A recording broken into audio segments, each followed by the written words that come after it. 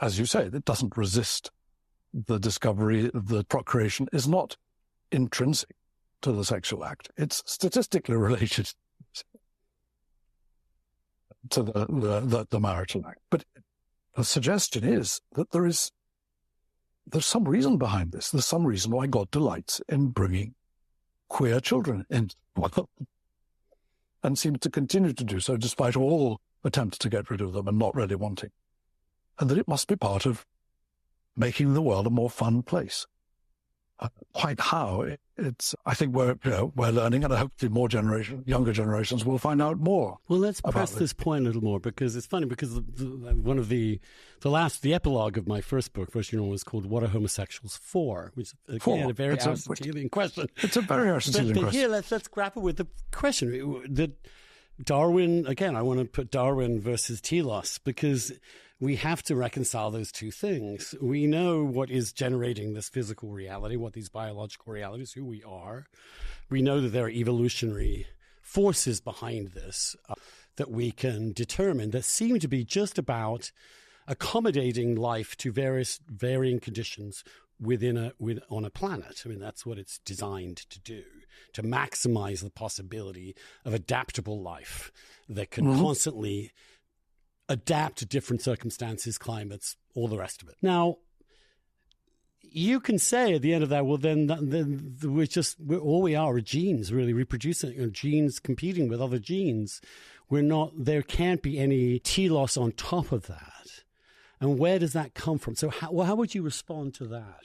Well, the first thing I would say is that ever since we stumbled into symbolicity, we've engaged in a very strange relationship with our genes. Tell me about what symbolicity is the word you use. Non-theologians will be a little puzzled by that term. Okay.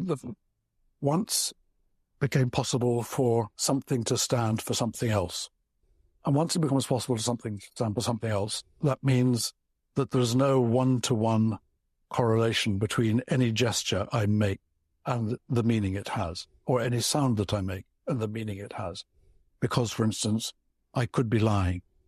I could be saying the reverse of what I apparently said, with the result that we need to become ever better at communicating with each other and have ever more. I mean, for instance, we have to invent language because, of course, when symbolicity happened, we had not yet language.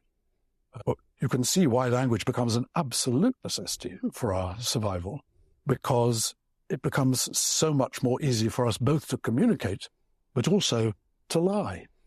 Right. The two things happen simultaneously.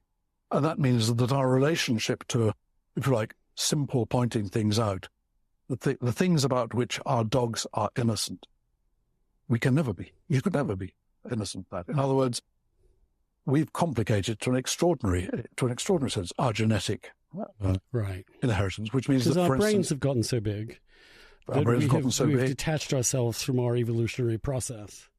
Well, and we have become so much more powerful, while, of course, still being run by very significant elements of our evolutionary process. Which is essentially the description of the human condition, that our brains and our evolutionary development are in clear conflict. Out of sync. Which means that we actually have to learn for ourselves what is real and how to live with it, how to get with it. Yes.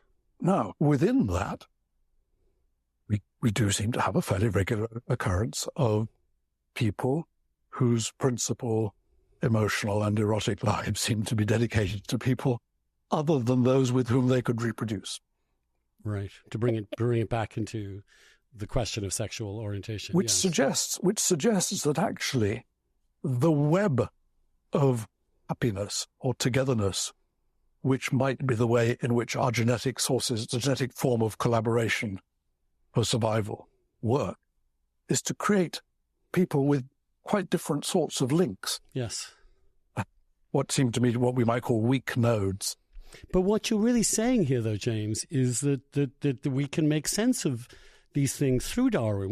We're not aware yet of what role this phenomenon plays in the evolution of human life on Earth. It seems to be resilient, very resilient, and fascinating, and cross-cultural, and all the rest of it. But how do we not know that it's actually part of the the whole schema of things as opposed to something standing in the way of things.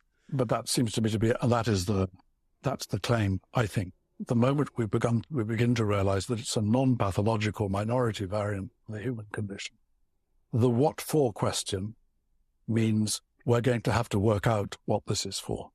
But it suggests that, if you like, the web of wisdom, to use the old-fashioned language, the wisdom that is at work in creation is bigger than we imagine. Yeah.